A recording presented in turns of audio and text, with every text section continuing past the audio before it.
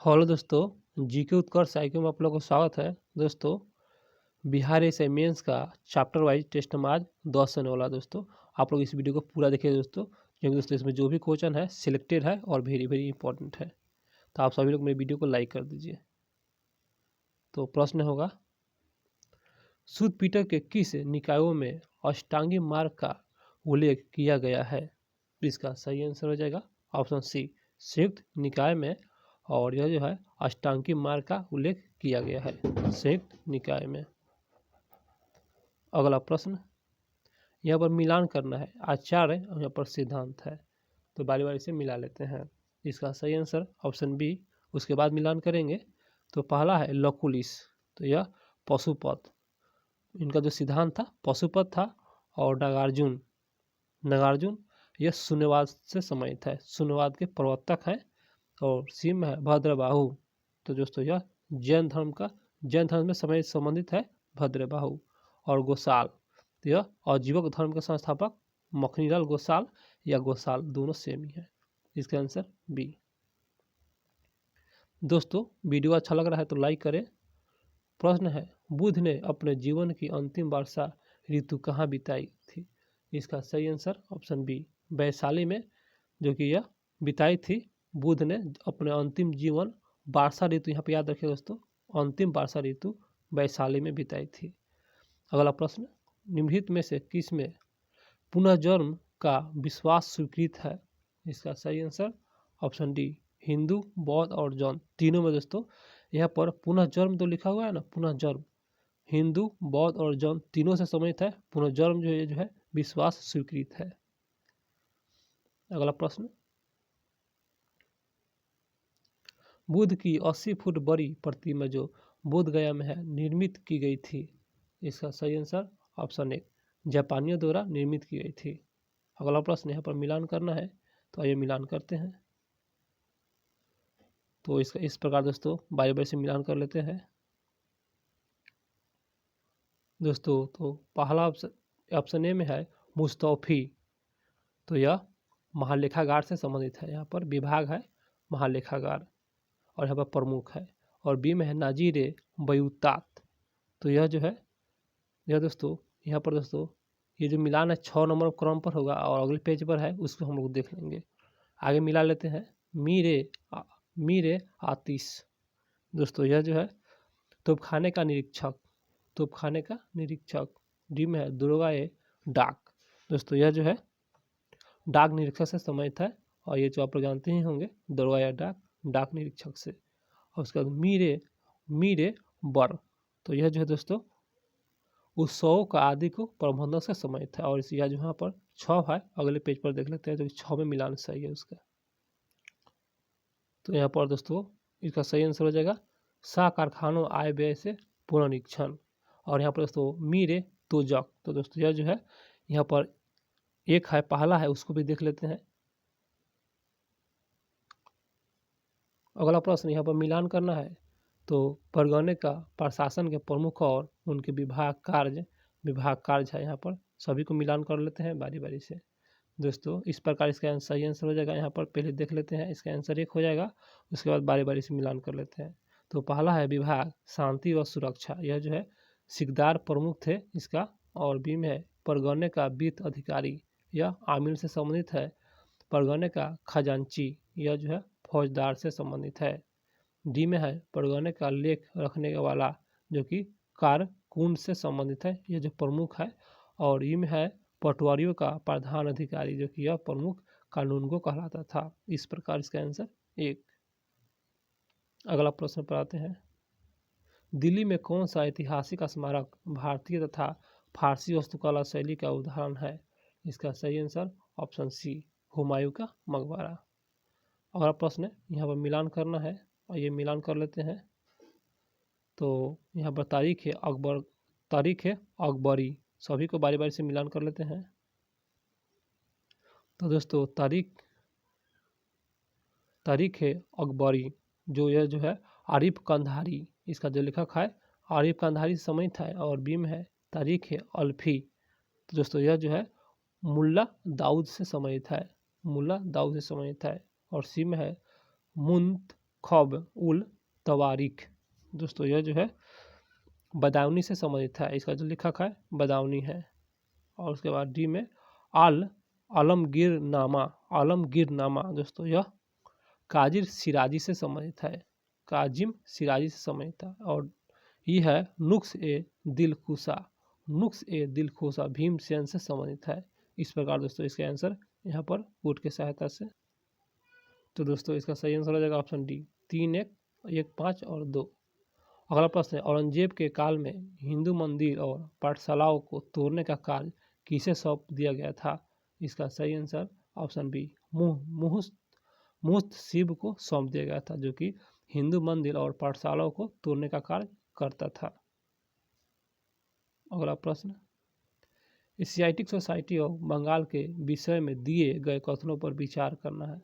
तो दोस्तों सभी कथन को विचार कर लेते हैं और उसके बाद यहाँ पर दोस्तों पहले आंसर देख लेते हैं। इसका आंसर डी 1 और 3 सही है, और 1 और 3 को ही देखेंगे, सही कथन को ही देखेंगे। तो यहाँ पर 1 और 3 सही है, जो कि एशियाटिक सोसाइटी ऑफ बंगाल के विषय के संदर्भ में यह जो क्वेश्चन है इस प्रकार। पहला है वारेन हेस्टिंग ने इसकी अध्यक्षता का प्रस्ताव अस्वीकार कर दिया, जो कि सही है, अस्वीकार कर दिया। और तीसरा कथन है इसका उद्देश्य प्राच्य अध्ययन को बढ़ावा देना तथा प्राचीन भारतीय पुस्तक का अंग्रेजी भाषा में अनुवाद करना। तो 1 और 3 सही है दोस्तों, और सही को ही देखेंगे, गलत को नहीं देखेंगे। अगला प्रश्न पर आते हैं, निम्न में से कौन सा पाश्चात्य शिक्षा का समर्थक नहीं था? इसका सही answer option B H T precept जो है दोस्तों यह पाश्चात्य शिक्षा का समर्थन नहीं था। और मुनरो और एलिफंस्टन और मैकाले सभी दोस्तों अर्थात शिक्षा से संबंधित है, ऐसे भी आप लोग समझ सकते हैं। अगला प्रश्न है, किसने कहा कि कंपनी एक असंगठित है परंतु यह उस व्यवस्था का भाग है जहां सब कुछ ही असंगत है? यह जो है किसके द्वारा कहा गया था? इसका सही answer option D Lord Macaulay द्वारा कहा गया था। अगला प्रश्न, सेडल आयोग के संबंध में निम्न कथनों पर विचार करना है और सभी को बारी बारी से विचार करेंगे। दोस्तों इस प्रकार यहाँ पर इसका सही आंसर हो जाएगा ऑप्शन डी। तो ऑप्शन डी में है 1, 2, 3 अर्थात सभी सही है, तो सभी को देख लेंगे बारी बारी से। सेडल आयोग के संबंध में क्वेश्चन है। तो पहला है कथन सन 1917 में विश्वविद्यालय की समस्याओं को अध्ययन हेतु गठित किया गया था 1917 में, जो कि सही है। और सेडल आयोग का जो कि यह 1917 में विश्वविद्यालय की समस्याओं को अध्ययन करने के लिए गठित किया गया था। और उसके बाद सेडल आयोग के 2 भारतीय सदस्य आशुतोष मुखर्जी तथा डॉक्टर जियाउद्दीन अहमद थे। तीसरा है सेडल आयोग द्वारा 1904 के विश्वविद्यालय अधिनियम कड़ी आलोचना की गई थी, सभी सही है। इस प्रकार इसका दोस्तों आंसर डी हो जाएगा, यहाँ कोट के साथ यहाँ डी हो जाएगा। 15वां प्रश्न पर आते हैं, तो किस समिति का संबंध वार्धा योजना से 1937 से है? 1937 से है, वह कौन सा समिति है? इसका सही answer option B doctor Zakir Hussain समिति, जो कि यह वार्धा योजना 1937 में हुआ था। और डॉक्टर जाकिर हुसैन समिति जो है यह वार्धा योजना से संबंधित है। 16वां प्रश्न पर आते हैं दोस्तों, निम्न कथनों पर विचार करना है और सभी कथन को बारी बारी से विचार करेंगे। दोस्तों इस प्रकार इसका आंसर सी केवल 3 सही है, और केवल 3 को ही देखेंगे क्वेश्चन के संदर्भ में। समाचार पत्रों का सेंसरशिप अधिनियम 1803 में प्रवर्तन में आया था, जो कि यह अधिनियम 1803 में प्रवर्तन में आया था। अगला प्रश्न पर आते हैं, 17 नंबर क्वेश्चन, स्तंभ को मिलान करना है। स्तंभ 1 स्तंभ 2 है, और स्तंभ 1 में है संपादक और संरक्षण, और उसके बाद समाचार पत्र है। तो संपादक और समाचार पत्र से संबंधित करना है। इस प्रकार दोस्तों इसका सही आंसर हो जाएगा यहाँ पर इसका आंसर बी 3, 1, 4 और 2। तो मिलाते हैं बारी बारी से। जीपी वर्मा, यह जो है एडवोकेट, यह जो है एक समाचार पत्र है एडवोकेट।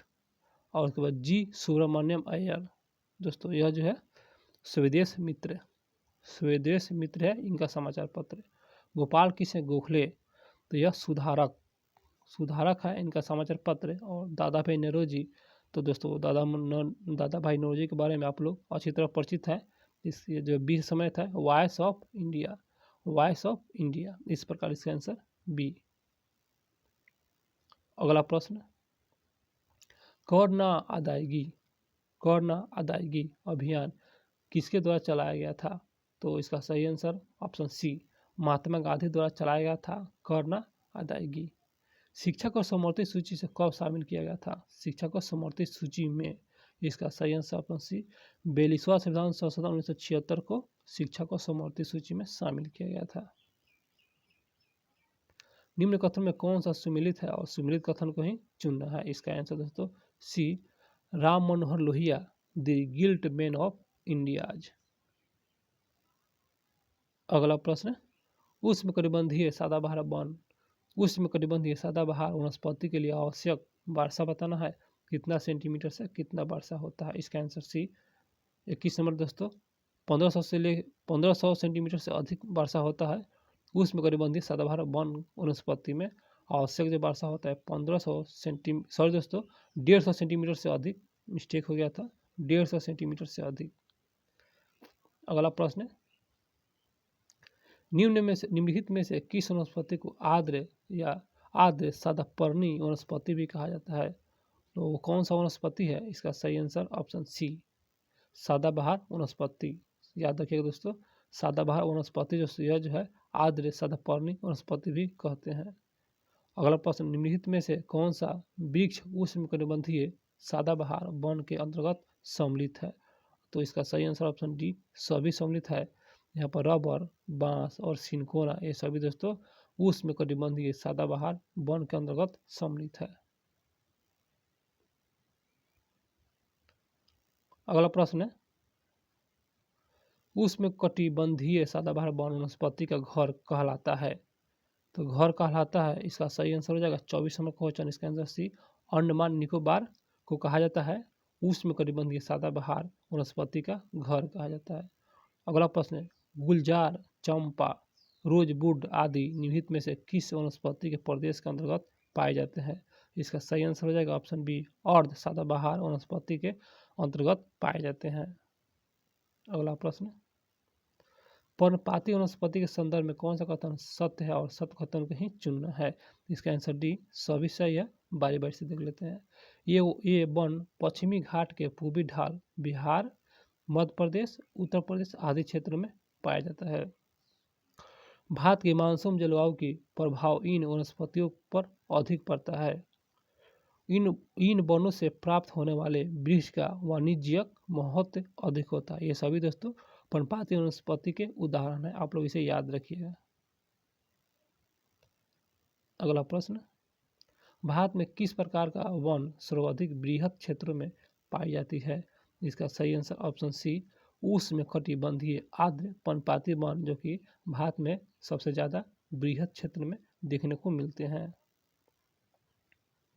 बीड़ी बनाई जाती है, बीड़ी आप लोग देखे होंगे, बीड़ी, इसके अंदर सी, तेंदुआ के पत्ते से बीड़ी बनाई जाती है। अगला प्रश्न, निम्नलिखित में से किस वृक्ष के उत्पाद का प्रयोग साबुन, पेंट एवं कागज उद्योग में किया जाता है? तो किस वृक्ष के उत्पाद का प्रयोग वह वृक्ष है? इसका सही आंसर दोस्तों, इसका आंसर एक, चीड़। और चीड़ एक वृक्ष है जो कि साबुन, पेंट एवं कागज उद्योग में इस्तेमाल किया जाता है। 30 नंबर क्वेश्चन पर आते हैं। तो 30 नंबर प्रश्न होगा, निम्नलिखित में से सुमिलित कीजिए दोस्तों। इसका सही आंसर हो जाएगा option A B C D, सभी को देख लेते हैं। भारतीय प्लाईवुड उद्योग अनुसंधान जो कि बेंगलुरु में अवस्थित है। बी में है भारतीय वन प्रबंधन संस्थान जो कि यह भोपाल में स्थित है। राष्ट्रीय प्राकृतिक इतिहास संग्रहालय जो कि नई दिल्ली में है। जीबी पंत हिमालय, यह नई दिल्ली में अवस्थित है। जीबी पंत हिमालय पर्यावरण और विकास संस्थान जो कि यह जो है दोस्तों यहाँ पर नई दिल्ली, थोड़ा सा मिस्टेक है दोस्तों, रुकिए आप लोग को बता रहे हैं दोस्तों, सभी सही है।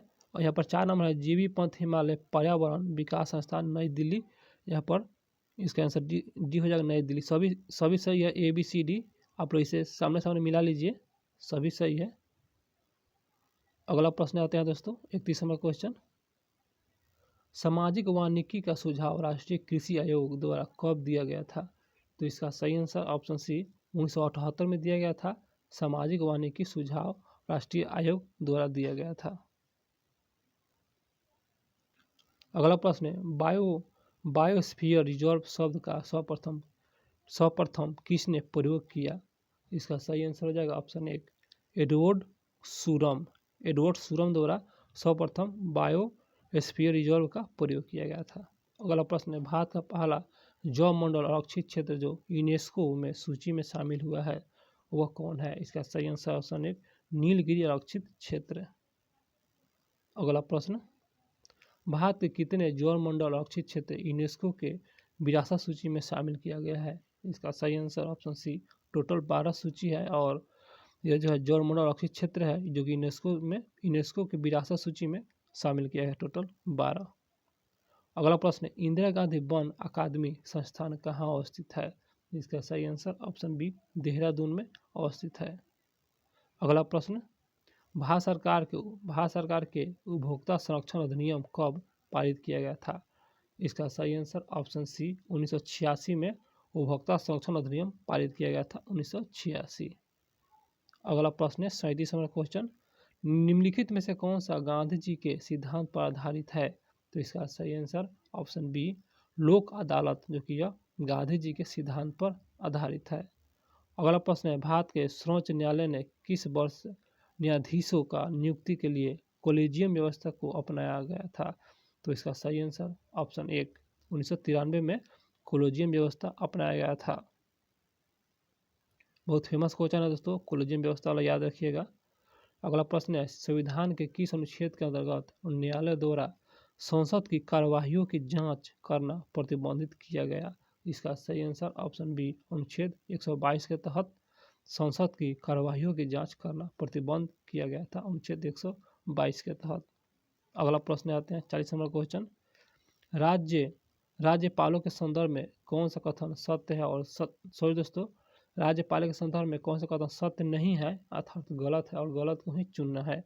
तो दोस्तों इसका आंसर बी जो कि गलत है।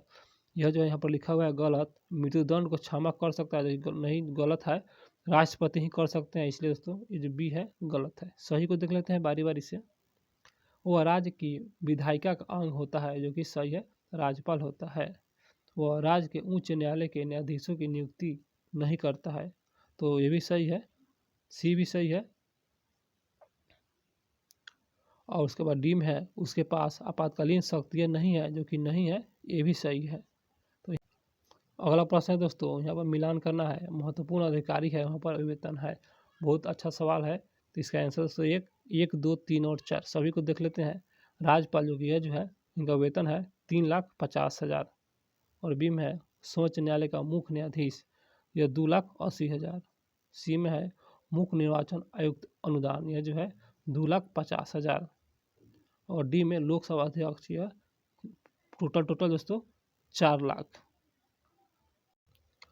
अगला प्रश्न दोस्तों यहाँ पर मिलान करना है, यहाँ पर राज्य है और विधान परिषद की सीट है। तो आइए बारी बारी से मिलान कर लेते हैं दोस्तों। तो यहाँ पर दोस्तों इस प्रकार इसका सही आंसर हो जाएगा ऑप्शन सी। यहाँ पर उत्तर प्रदेश यह जो है यहाँ पर 100 सीट है, विधान परिषद का सीट 100 सीट है। कर्नाटक दोस्तों 75 सीट है विधान परिषद में। और उसके बाद बिहार दोस्तों इसमें 78 सीट है विधान परिषद में। और आंध्र प्रदेश इसमें दोस्तों आंध्र प्रदेश दोस्तों फिर से मिलाते हैं, मिस्टेक हो गया है। उत्तर प्रदेश दोस्तों यह जो है इसके answer C 100 seat Vidhan Parishad में। और कर्नाटक में दोस्तों यह जो है 75 सीट है। और महाराष्ट्र में दोस्तों इसमें 78 सीट है। और उसके बाद बिहार में दोस्तों 75 सीट और आंध्र प्रदेश में 58 सीट विधान परिषद में। इस प्रकार इसका आंसर बी थोड़ा सा मिस्टेक हो गया था दोस्तों।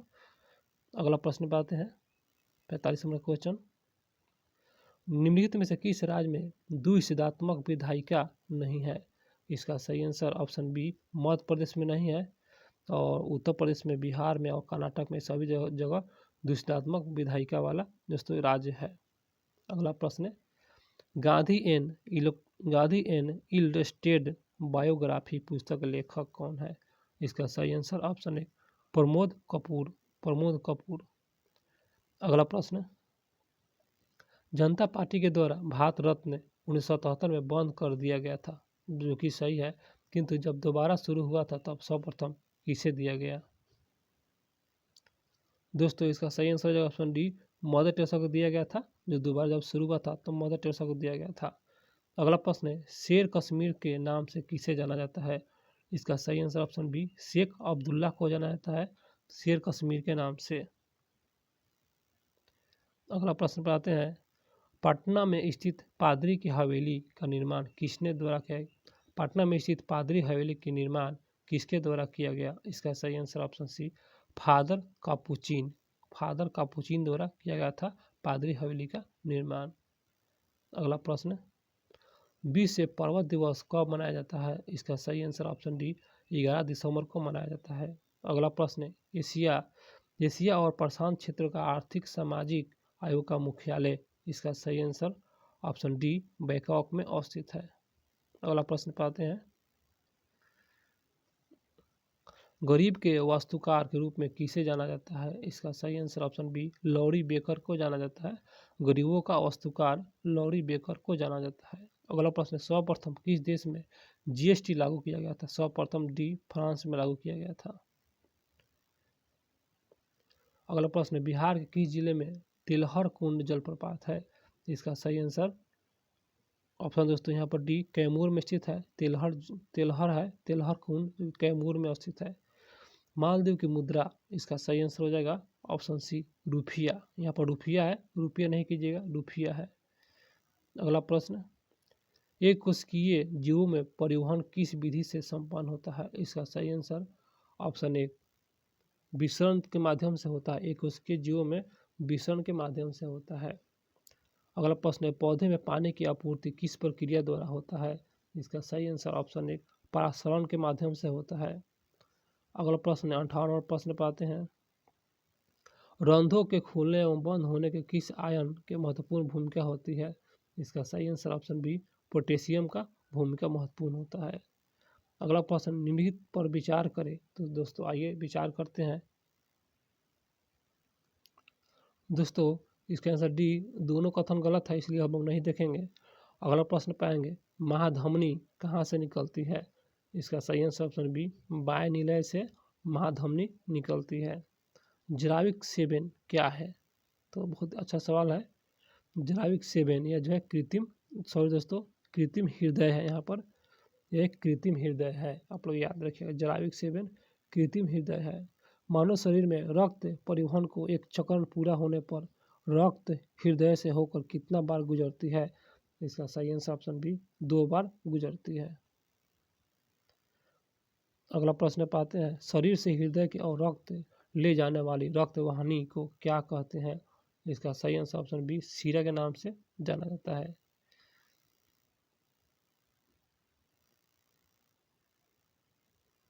अगले पेज पर आते हैं दोस्तों, और यहाँ पर रक्त प्लाज्मा में जल की मात्रा लगभग कितनी प्रतिशत होती है? इसका सही आंसर ऑप्शन सी, 90% से अधिक होता है।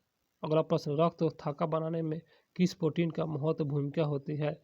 इसका सही आंसर ऑप्शन सी, फाइब्रिनोजन का उपयोग किया जाता है थक्का बनाने में, फाइब्रिनोजन। अगला प्रश्न 66 नंबर क्वेश्चन, केंद्रक विहीन रुधिर कोशिका है? इसका सही आंसर ऑप्शन डी, ए और सी। यहाँ पर आरबीसी और दोस्तों सी, प्लेटलेट्स दोनों है केंद्रक विहीन रुधिर कोशिका। अगला प्रश्न, मनुष्य के रक्त में श्वेत रक्त कणिकाओं को कौन सी किस्म में अधिक होती है? इसका सही answer option D, neutrophils. 68 number question पर आते हैं, किसकी मौजूदगी के कारण शरीर के भीतर रक्त जमता है? इसका सही answer option A, fibrin. Fibrin के कारण दोस्तों हमारे शरीर के भीतर रक्त जम जाता है। अगला प्रश्न है, किस रक्त वर्ग में दोनों एंटीबॉडी पाया जाता है? इसका सही आंसर ऑप्शन डी, ओ में पाया जाता है, ओ रक्त वर्ग में। मानव शरीर में रक्त की अपर्याप्त आपूर्ति को क्या कहते हैं?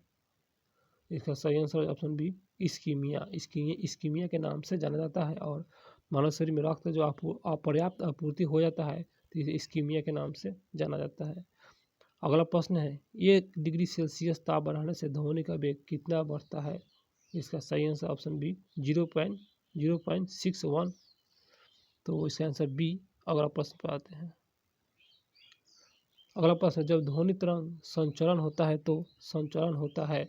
इसका सही आंसर ऑप्शन बी, ऊर्जा का होता है। जब ध्वनि तरंग संचरण होता है तो तो संचरण होता है, ऊर्जा का संचरण होता है।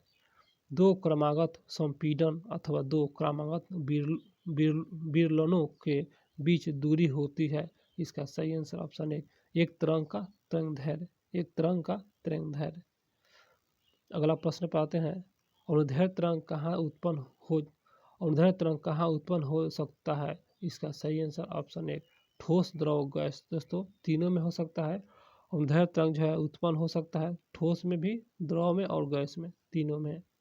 अगला प्रश्न है, वायु के तापमान में परिवर्तन से ध्वनि का निम्नलिखित में से कौन सा गुण प्रभावित होता है? इसका सही आंसर ऑप्शन तरंगदैर्ध्य प्रभावित होता है। अगला प्रश्न है एकॉस्टिक दोस्तों, एकॉस्टिक विज्ञान है। इसका सही आंसर ऑप्शन बी ध्वनि से संबंधित है। और 77 नंबर क्वेश्चन दोस्तों, यह जो है यह बताना है क्रमशः वायु, जल एवं इस्तेमाल में यहाँ पर दोस्तों वानिकी का वेग होता है। तो इसका सही आंसर हो जाएगा 77 नंबर क्वेश्चन है। इसका आंसर दोस्तों एक, आप लोग इसे याद रख लीजिएगा। 78 नंबर प्रश्न पाते हैं, निम्नलिखित में से किस एक में ध्वनि चाल सबसे अधिक होती है? इसका सही आंसर ऑप्शन डी लकड़ी में ध्वनि का चाल सबसे अधिक होता है। अगला प्रश्न पाते हैं 79 नंबर क्वेश्चन, जब हम जल के नीचे सुराही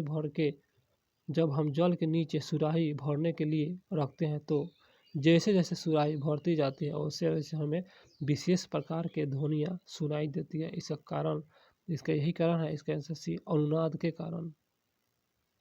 अनुसरण हॉल तथा हॉल के आयतन के बीच संबंध का प्रतिपादन किया है, किनके द्वारा किया गया था? इसका आंसर सी सेविन के द्वारा किया गया था।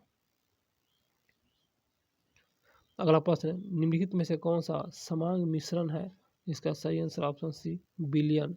विलयन जो यह समांग मिश्रण है। टिंचर आयोडीन जो एंटीसेप्टिक के रूप में इस्तेमाल किया जाता है वो विलयन की भूमिका है। इसका सही आंसर ऑप्शन एल्कोहल। अगला प्रश्न, निम्नलिखित में से कौन सा कथन सही नहीं है अर्थात गलत है और गलत को ही चुनना है? तो दोस्तों यहाँ पर सही को देख लेते हैं। तो वास्तविक विलयन विषमांगी नहीं होते हैं, जो कि सही है।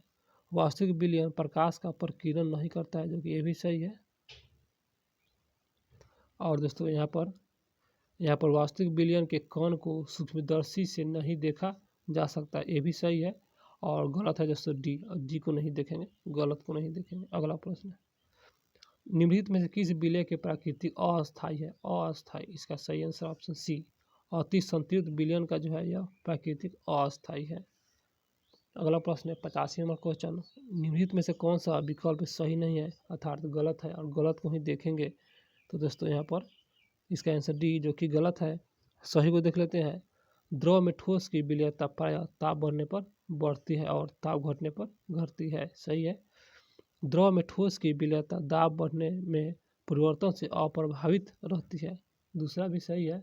इस प्रकार सी भी है, सही है। द्रव में गैस की विलयता प्रायः ताप बढ़ने पर घटती है और ताप घटने पर घटती है, ये भी सही है। गलत है दोस्तों डी। अगला प्रश्न पाते हैं 86 नंबर क्वेश्चन, 1 लीटर विलयन में उपस्थित विलय के ग्राम अणुओं की संख्या क्या कहते हैं? इसका सही आंसर ऑप्शन बी मोलरता के नाम से जाना जाता है, मोलरता। अगला प्रश्न, निम्नलिखित में से कौन सा मिश्रण विलयन है? तो इसका सही answer option D soft drink जो है मिश्रण विलयन है। अगला प्रश्न है, निम्नलिखित में से कौन सा विकल्प सुमेलित नहीं है अर्थात गलत है और गलत को ही चुनेंगे? इसका आंसर बी धुआं जो कि फोम, जो कि गलत है। स्याही साल का उदाहरण है।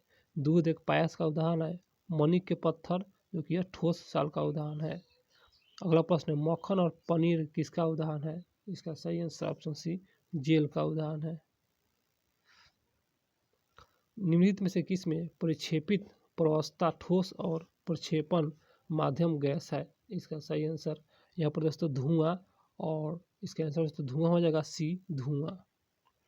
अगला प्रश्न है, भारत में घाटे की वित्त व्यवस्था किसके लिए संसाधनों को बढ़ने के लिए उपयोग की जाती है? भारत में घाटे की वित्त व्यवस्था किसके लिए संसाधनों को बढ़ाने के लिए उपयोग की जाती है?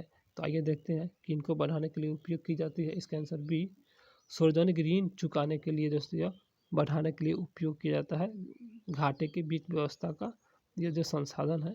अगर आप प्रश्न पर आते हैं तो निम्नलिखित कथनों पर विचार करना है, तो आइए विचार कर लेते हैं दोस्तों। इस प्रकार दोस्तों एक और दो ही कथन सही है, तो ये से विचार कर लेते हैं। व्यय योग्य बराबर व्यक्तिगत आय माइनस प्रत्यक्ष कर सही है, और बजट बराबर कुल व्यय माइनस कुल आय। एक और दो ही कथन सही है इसमें। तो दोस्तों यहाँ पर देख लीजिए, यहाँ पर दो ही कथन सही है। यहाँ पर लिखना है निम्नलिखित कूट के आधार पर सही विकल्प का चयन करें, तो एक और दो ही कथन सही है। अगला प्रश्न पर आते हैं, तो मौद्रिक नीति एवं राजकोषीय नीति के अंतर बताना है। तो अंतर, इसका आंसर दोस्तों एक ही सही है। मौद्रिक नीति मुद्रा की मात्रा व ब्याज दर के आधार पर संपूर्ण मांग को नियंत्रित करता है, जबकि राजकोषीय नीति इसके लिए बजट प्रणाली का सहारा लेता है। तो यही अंतर बताना था, मौद्रिक नीति और राजकोषीय नीति। आप लोग इसे क्वेश्चन को याद रखिएगा। राजकोषीय घाटा है, इसका सही आंसर ऑप्शन डी।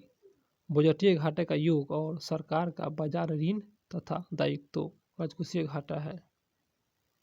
अगला प्रश्न, राजस्व घाटे की अपेक्षा राजकोषीय घाटा सदैव रहेगा। इसका सही आंसर ऑप्शन एक अधिक रहेगा। राजकोषीय घाटा अपेक्षा राजस्व घाटा की अपेक्षा राजकोषीय घाटा सदैव रहेगा, अधिक रहेगा दोस्तों, अधिक रहेगा। निष्पादन बजट की अवधारणा ली गई। इसका सही आंसर ऑप्शन डी। संयुक्त राज्य अमेरिका से लिया गया है निष्पादन बजट। 97 नंबर प्रश्न पाते हैं, बजट एक लेख पत्र है। इसका सही आंसर ऑप्शन सी, सरकार की राजकोषीय नीति का है। बजट एक लेख पत्र है जो कि सरकार की राजकोषीय नीति का है। अगला प्रश्न, भारत में सर्वप्रथम किस राज्य में शून्य आधारित बजट तकनीकी का अपनाया गया था। इसका सही answer option B, Andhra Pradesh राज्य में अपनाया गया था। भारत सरकार के बजट के आंकड़ों के में कुल व्यय और कुल प्राप्तियों के बीच अंतर कहलाते हैं। इसका सही आंसर ऑप्शन दोस्तों बी, बजटीय घाटा कहलाता है। 100 नंबर प्रश्न पाते हैं, घाटे के वित्तीय व्यवस्था का अर्थव्यवस्था पर क्या प्रभाव पड़ता है। इसका सही आंसर ऑप्शन सी, मुद्रा आपूर्ति में बढ़ोतरी होता है। घाटे की वित्तीय व्यवस्था का अर्थव्यवस्था पर जो प्रभाव पड़ता है, मुद्रा आपूर्ति में बढ़ोतरी होता है। दोस्तों क्वेश्चन हुआ समाप्त। मेरा वीडियो अच्छा लगा हो तो चैनल सब्सक्राइब कर लीजिए और मेरे वीडियो को लाइक भी कर दीजिए दोस्तों। तो मिलते हैं दोस्तों फिर अगले सेट लेकर जल्द ही आएंगे।